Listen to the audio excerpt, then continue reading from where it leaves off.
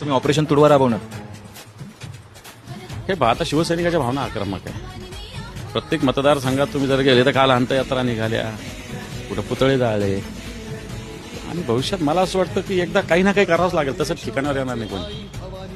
काय करावं लागेल?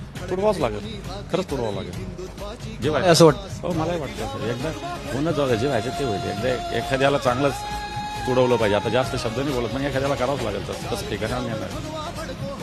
शिवसेना म्हणजे जे नेते आहेत फुटणारे आणि जे काम करतात त्यांना जरबच बसणार नाही. सोबत बसवावं लागेल एकदा. शिवसैनिक बसवतील मला तरी वाटतं. त्यांना चूक आहे ना. पण त्यातलं गेला कायदा कायद्याने काय कुठं कायदा पळाले.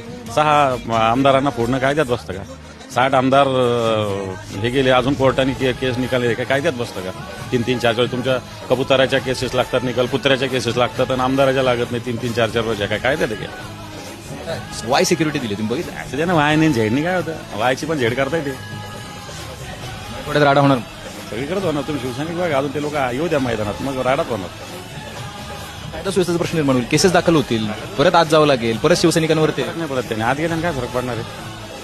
आत गेल्याने बाहेर बसण्यापेक्षा आत बसलं तर काय फरक पडणार आहे? तुडवा ही राजकीय संस्कृती पण महाराष्ट्राला शोभणार आहे ना. तुडवाने तोडा म्हणायला पाहिजे होतं त्यांनी. फार आक्रमक आणि फार टोकाची भाषा वापर. तुडवाने त्यांनी तोडा म्हणायला पाहिजे होतं. म्हणतो की तुम्ही फार टोकाची भाषा वापर. मी म्हणतो ते तुडवा म्हणले ना, मी म्हणतो तोडा म्हणायला पाहिजे होतं त्यांनी.